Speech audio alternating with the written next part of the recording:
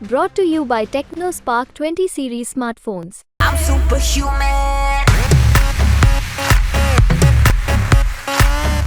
कोई पार्टी का सक्रिय सदस्य नहीं हूँ।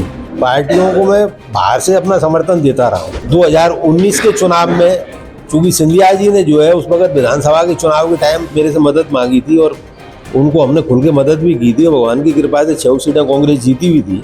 तो सिंधिया जी ने खुद बुला करके मेरे से लोकसभा के लिए कहा था, बायोडेटा मांगा था। 3 चुनावों में मैं इसी तरीके से धोखा खा चुका था। तो फिर मैंने सोचा कि जब जो बड़ी पार्टियां जो है कोई अपने को महत्व नहीं देती हैं, तो फिर मध्य प्रदेश में जो तीसरी पार्टी है, एक बार उसी से अपना जो चुनाव लड़के देखते हैं क्या होता है। मेरा पूरा फोकस रहेगा, जितना भी ग्रामीण इलाका है मैं किसी भी इलाके को छोड़ूंगा नहीं। एक बार मैं सब इलाकों का दौरा भी करूंगा और वहाँ की जनता के बीच में अपनी बात भी रखूंगा जाकर। जो है विधानसभा का चुनाव हुआ तो वोट डालने से 7 दिन पहले मोदी जी की सभा हुई थी यहाँ पे। और मुरैना में सभा होने के बाद मुरैना, अम्बा, गौरा तीनों सीटें कांग्रेस ने जीती।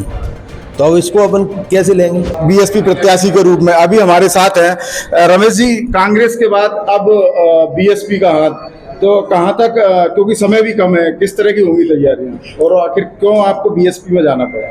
देखो, आज तक मैं कोई पार्टी का सक्रिय सदस्य नहीं हूँ। पार्टियों को मैं बाहर से अपना समर्थन देता रहा हूँ। समय समय पर जब भी चुनाव हुए हैं तो मैंने भाजपा को भी, मैंने बीएसपी को भी, मैंने कांग्रेस को भी चुनावों में सब, चाहे विधानसभा का हो चाहे लोकसभा का हो, अपने समाज के संगठन के माध्यम से मैंने सहयोग किया है। हाँ, 2014 में मैंने प्रयास किया था, जब नरेंद्र सिंह जी ग्वालियर जा रहे थे तो मैंने उनसे कहा था कि भाई साहब, जब आप ग्वालियर जा रहे हो तो मुरैना में मेरे को टिकट दे सकते हो, पर वो संभव नहीं हुआ। फिर उसके बाद में 2019 के चुनाव में चूंकि सिंधिया जी ने जो है उस वक्त विधानसभा के चुनाव के टाइम मेरे से मदद मांगी थी और उनको हमने खुल के मदद भी की थी और भगवान की कृपा से 6 सीटें कांग्रेस जीती हुई थी। तो सिंधिया जी ने खुद बुला करके मेरे से लोकसभा के लिए कहा था, बायोडेटा मांगा था। बाद में उनका भी मन बदल गया तो उन्होंने मेरी जगह रामनिवास रावत को टिकट दिलवा दिया। मन को तकलीफ हुई। फिर 2023 में भी मुरैना के विधायक, ज्वारा के विधायक, अम्बा के विधायक जो कांग्रेस से जीते हैं, ये तीनों ने मेरे से सहयोग मांगा था और हम लोगों ने, हमारे समाज ने इनको सहयोग दिया। भगवान की कृपा से तीनों जीते। तो मेरे को ये उम्मीद लगी कि ये तीनों विधायक जब मेरी सिफारिश करेंगे तो शायद कांग्रेस का टिकट लोकसभा का मिल जाएगा। उससे मैं जनवरी के माह से प्रयास कर रहा था।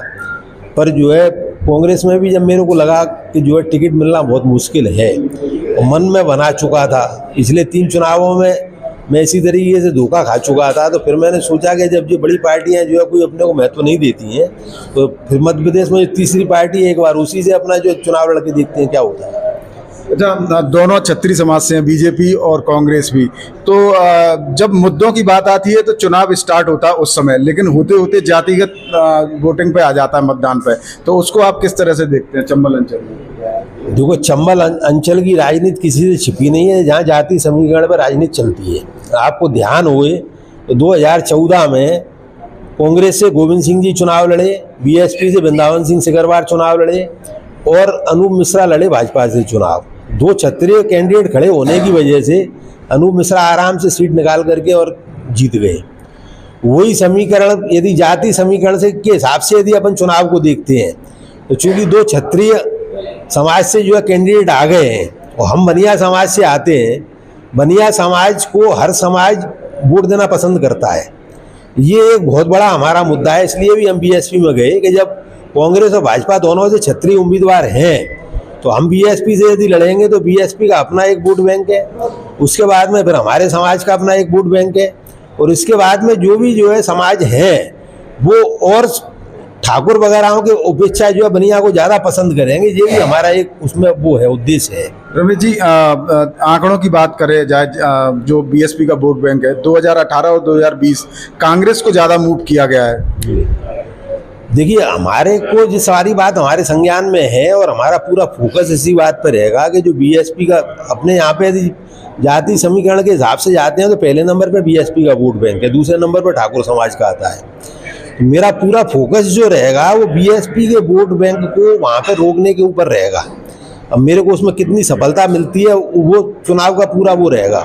समय काफ़ी कम है क्योंकि लेट आए आप, तो क्या रणनीति रहेगी? क्योंकि और 8 विधानसभा क्षेत्र, 2 जिले। देखो, पूर्सा से लेकर श्योपुर तक हर जो कस्बे हैं वहाँ पे मेरे समाज का बहुत मजबूत संगठन है और समाज के लोगों की संख्या अच्छी है।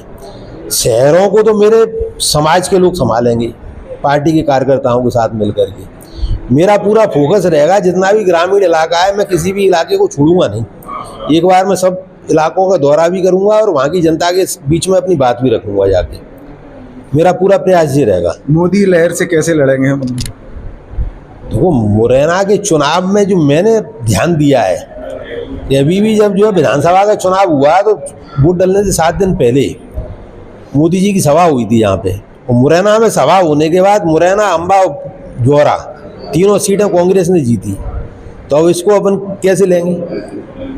तो ये थे रमेश गर्ग जी, जो बीएसपी से हाल ही में प्रत्याशी घोषित किए गए हैं मुरैना श्योपुर लोकसभा क्षेत्र से। उनका सीधा सीधा दावा है कि 2014 एक बार फिर से मुरैना श्योपुर की जनता दोहराएगी, क्योंकि 2014 में 2 क्षत्रिय समाज से थे, कांग्रेस और बीएसपी से, और उसके बाद जो ब्राह्मण प्रत्याशी थे अनूप मिश्रा, वो जीते थे। ऐसे ही समीकरण कुछ आज है, क्योंकि 2 प्रत्याशी कांग्रेस और बीजेपी के जो हैं क्षत्रिय समाज से हैं और वो वैश्य वर्ग से आते हैं। दुष्यंत सिकरवार, MP तक, मुरैना।